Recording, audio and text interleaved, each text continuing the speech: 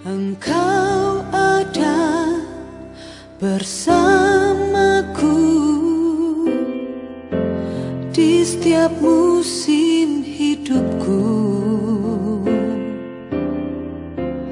Tak pernah kau.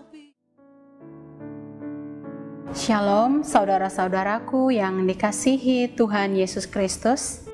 Semoga saudaraku semua selalu dalam lindungan Tuhan. Senang sekali rasanya dapat menjumpai saudara hari ini dalam acara Santapan Rohani Hosana bersama saya, Rani Frans.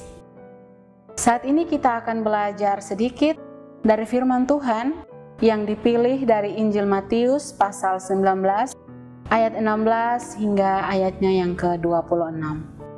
Namun sebelum kita membaca dan merenungkan akan kebenaran firman Tuhan, mari terlebih dahulu kita meminta tuntunan dari Roh Kudus. Mari kita berdoa.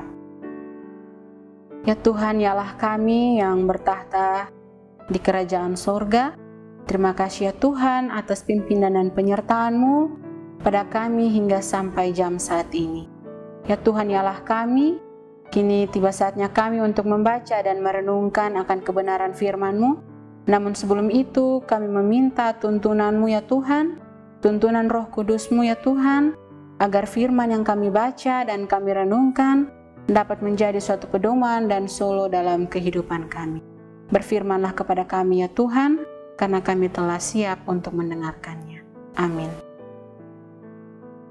Beginilah firman Tuhan dari Matius 19 ayatnya yang ke-16 hingga ayatnya yang ke-26.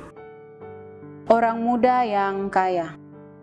Ada seorang datang kepada Yesus dan berkata, "Guru, perbuatan baik apakah yang harus kuperbuat untuk memperoleh hidup yang kekal?"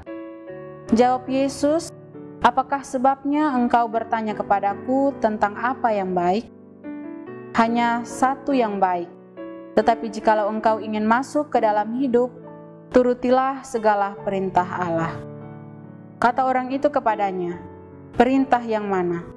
Kata Yesus, "Jangan membunuh, jangan berzinah, jangan mencuri, jangan mengucapkan saksi dusta, hormatilah ayahmu dan ibumu, dan kasihilah sesamamu manusia seperti dirimu sendiri." Kata orang muda itu kepadanya, "Semuanya itu telah kuturuti, apalagi yang masih kurang?" Kata Yesus kepadanya, "Jikalau engkau hendak sempurna, pergilah, jualah segala milikmu dan berikanlah itu kepada orang-orang miskin. Maka engkau akan beroleh harta di sorga. Kemudian datanglah kemari dan ikutlah aku." Ketika orang muda itu mendengar perkataan itu, pergilah ia dengan sedih, sebab banyak hartanya. Yesus berkata kepada murid-muridnya, "Aku berkata kepadamu, sesungguhnya sukar sekali bagi orang kaya untuk masuk ke dalam kerajaan sorga. Sekali lagi aku berkata kepadamu, lebih mudah seekor unta masuk melalui lubang jarum daripada seorang kaya masuk ke dalam kerajaan Allah." Ketika murid-murid mendengar itu, sangat gemparlah mereka dan berkata, "Jika demikian, siapakah yang dapat diselamatkan?" Yesus memandang mereka dan berkata, "Bagi manusia hal ini tidak mungkin, tetapi bagi Allah segala sesuatu mungkin." Demikianlah firman Tuhan. Tema perenungan kita pada saat ini ialah memiliki karakter Kristus. Saudara-saudari yang dikasihi Tuhan kita Yesus Kristus, teks Alkitab yang kita baca saat ini menceritakan tentang Yesus yang menerima kedatangan seorang pemuda yang kaya. Orang muda yang datang kepada Yesus ini kemungkinan telah menanti waktu ini sejak lama. Namun dia baru menjadi berani ketika dia melihat Yesus terbuka untuk menerima anak-anak kecil. Atau bisa jadi dia terganggu dengan perkataan Yesus bahwa anak-anak adalah yang empunya kerajaan sorga. Alasan kedua lebih bisa diterima karena pertanyaannya di awal percakapan menunjuk pada bagaimana cara memperoleh hidup yang kekal.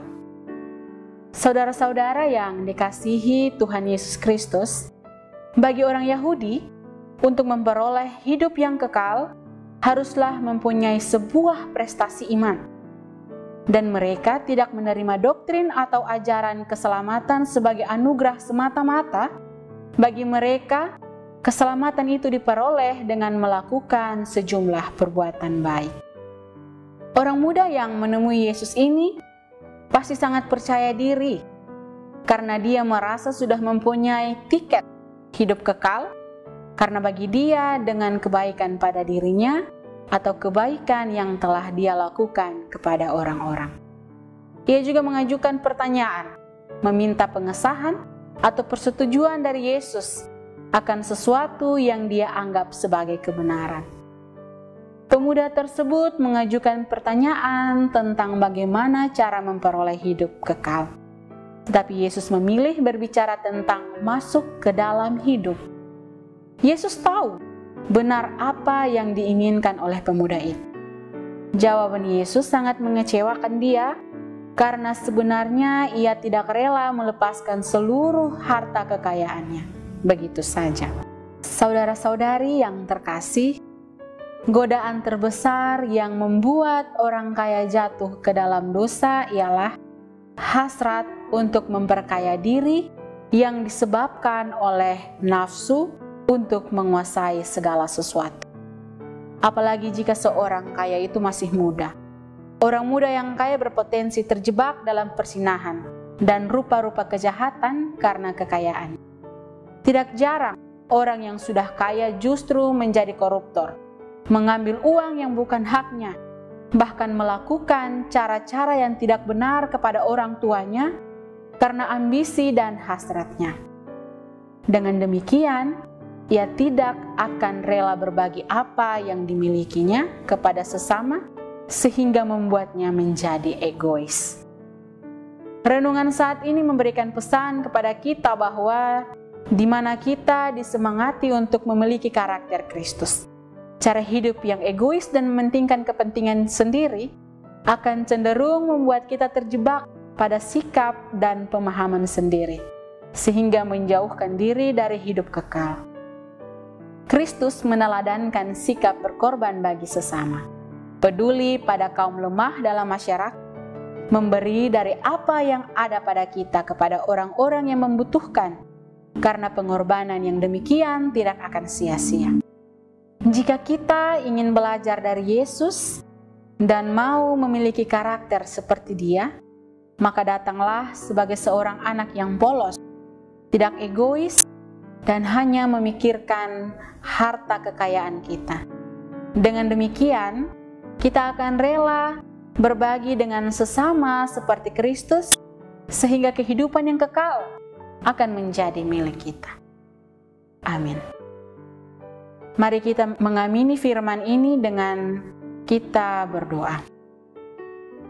Bapa kami di surga, kami berterima kasih ya Bapa, atas pimpinan dan penyertaan-Mu dari awal pembacaan firman kami hingga perenungannya. Kami berterima kasih atas pimpinan dan penyertaan-Mu ya Bapa. Terima kasih atas Roh Kudus yang menyertai kami. Kiranya firman yang kami telah baca dan kami renungkan tadi dapat menjadi suatu pedoman bagi kita dan tidak berlalu begitu saja.